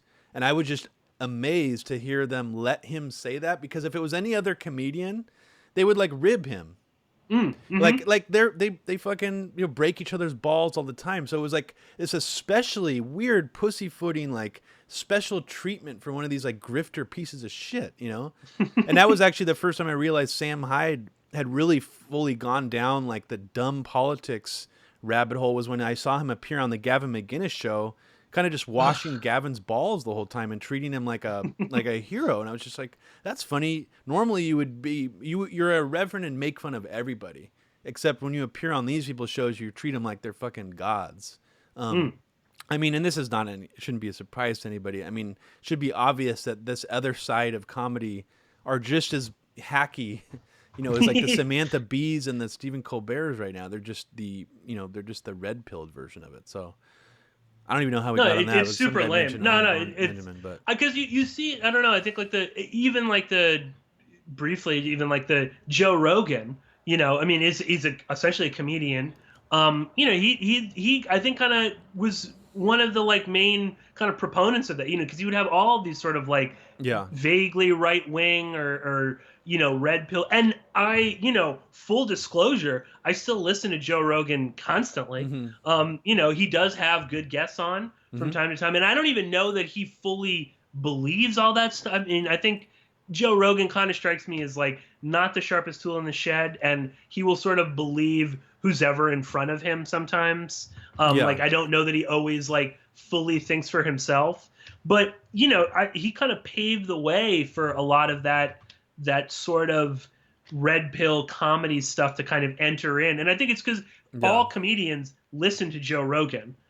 Regardless. And they, a fair amount of them will listen to Jordan Peterson and think, oh yeah, okay, well, totally. Oh, that was the other thing, very, very briefly, and then we can wrap it up. The comments on that the 60 Minutes clip, along with the Robert Mueller and Trump, was like this is rant by some obvious little incel who was talking about how it was all Wygan's wife's fault for all of his problems, and that stupid cow left him and blah, and he had all these like spelling mistakes in his sentence and whatnot. And it's like, that's the same thing, but it just sort of reminds me, there's a lot of that kind of like, the incel, it's all, there's some agenda of women after us. And that seeped into comedy so much.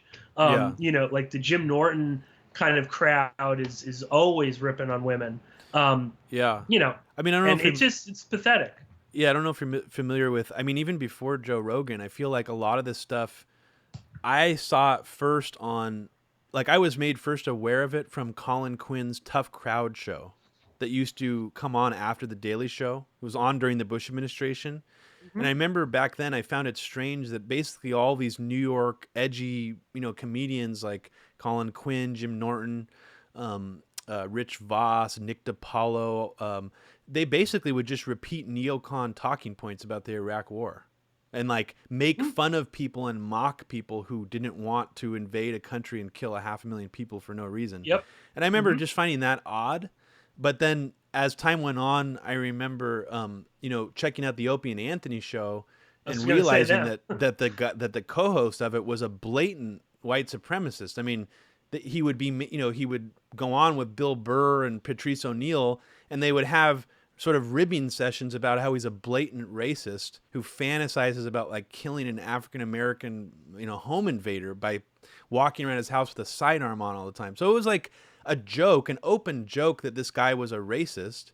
But yet when he gets fired from Sirius XM for going on a racist rant about how this black woman that slapped him was an animal and how all black people are animals, you saw all these comedians come to his defense, and it was an interesting turning point because I'm of this mindset where it's like, if you're a racist, why are you ashamed of that? Like, why don't you just be like, I'm racist, I feel this way, and instead it was like you saw this weird split in comedy where all these people were like, he's not a racist, I know him, he's not a racist. It's like, even Joe DeRosa, who's someone I like his comedy, he actually kind of like, he created all this controversy by basically going off on Anthony Cumia by saying, this guy's a Nazi. He appeared on Stormfront, after this, he got fired from Sirius XM to defend himself. That's a Nazi channel. And then he got all this pushback from people in the comedy scene where it's like, fuck you, you cuck, you pussy. And it's like, why couldn't the discussion been different where it's like, yeah, Cumia, you could still find him funny, whatever. I find him funny sometimes, or I used to. But he's also a huge racist and a white supremacist, and he has no problem going on a neo-Nazi radio show, and then all needs to be like included together. And instead, like people like Joe Rogan and all these comedians sort of made a point to like defend him against this charge of racism, where it's like, because it's all free speech. They're obsessed with free speech. But I just don't understand why they couldn't have been like, yeah, he's a racist. And it's like, and I think for them, it's like they feel that the term racist is like a smear that ruins your career. But if someone's a racist, like, why? I just don't understand the hesitancy to be like, yeah, the dude's a racist, I still find him funny. I mean, it's just dumb. Well, because they don't want to admit that they are also maybe or like have racist thoughts or racialist views about something. I mean, it's and which is like, I think we would be naive to think that at some point in all of our lives we haven't had a racist thought or had a prejudice against somebody because of a racial or religious background or something like that. I mean, that's just like, I don't really like I think Juan Williams is kind of a like pathetic character, but even like when he said his whole thing when he got fired for like he felt uncomfortable with like a Muslim on his plane. I mean, that's a pretty awful thing to say, but I think he was actually being quite truthful, that like he and he was being honest, like, yeah, I was being a racist, and so at least he was like upfront about it, and he said like, yeah, I don't like that I felt this prejudice, but I was like, oh God, what's gonna happen. So yeah, we all have those, but comedians, they want it all ways, and again too, they kind of wrap themselves up in this like free speech stuff, and that's not to attack, but I think they actually do a disservice to free speech, because again too, they're all for free speech up until whatever. I mean, I don't see Owen Benjamin, he doesn't want some trans comedian, their free speech can be curbed because they're gonna, I don't know, turn the frogs gay and indoctrinate my children. But, he's allowed to say whatever he wants. But yeah, that's just like I think that's just like reflective of like the general environment that we're in is just like, I don't know, tainted so much of the world, including comedy, which should be, you'd like to think that it's kind of this like, it's like a, this sacrosanct institution. And you look at people like Richard Pryor or George Carlin, all people that these right-wingers will point to as like their idols.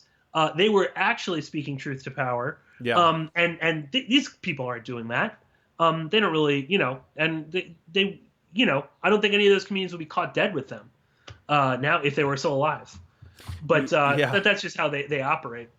No, and I guess the last thing I'll say to end this broadcast is a theory that I had for a while. I mean, it's mostly speculation, but there is an interesting story that happened on the Opie and Anthony show where Jesse Ventura, someone actually just mentioned this in the chat, is why I thought of this, is that he went on the Opie and Anthony show to talk about 9/11, or it just came up.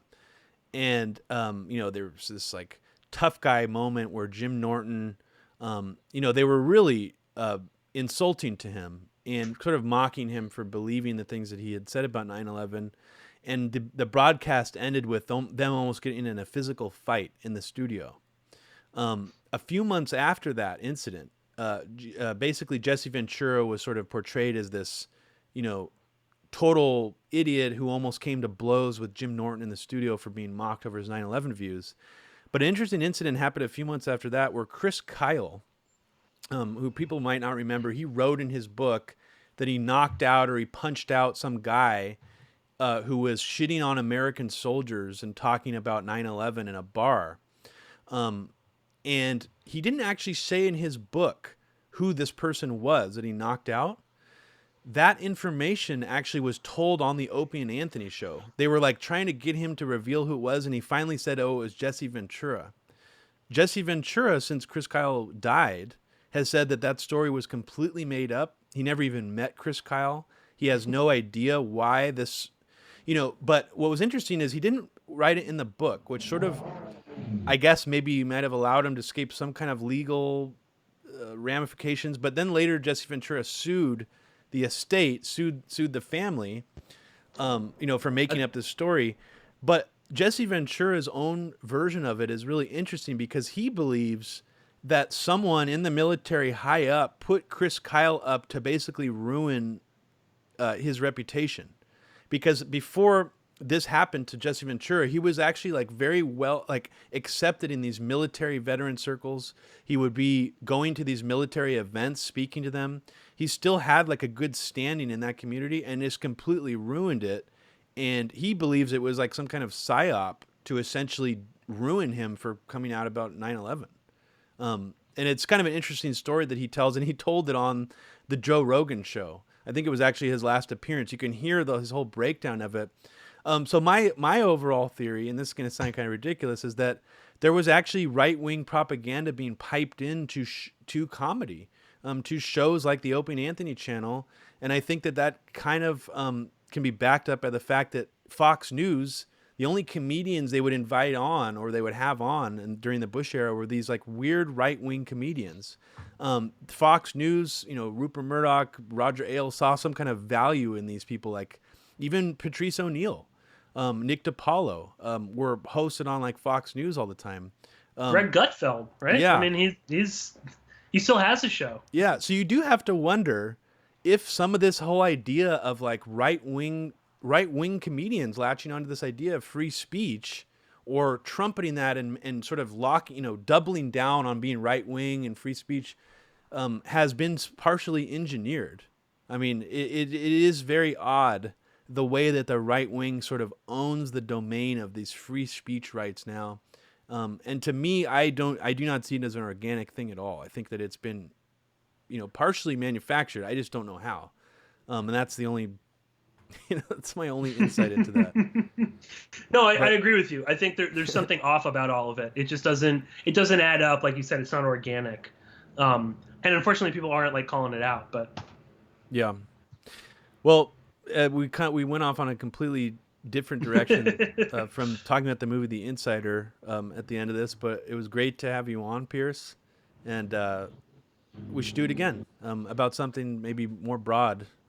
Yeah, no, thank you for having me on, Robbie. It was a total pleasure. It was fun doing the live stream, and yeah, we could do something broad. I'd love to do it on another film or TV show. I know we tossed around a couple of ideas, and maybe even Bob Roberts, which is a film I recommended to you. Oh yeah.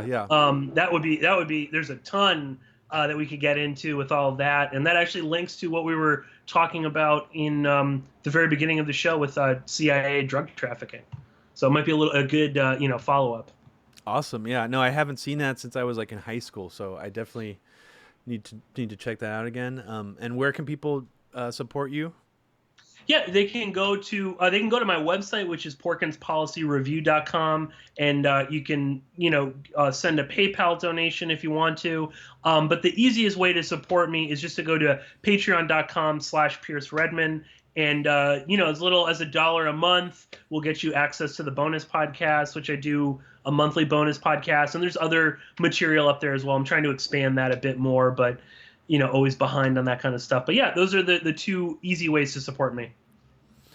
Awesome, Pearse. And I just did the new intro music for your radio show, so yes, people should check that out as well. Yeah, and maybe we'll do that the contest to see who can decipher some of the lyrics. We should do that, yeah. And yeah, we'll post the song at some point. We'll figure out a way to do that. Well, great talking to you, Pearse, and have a great rest of your evening. Yeah, thank you, Robbie, so much. Take care. Bye.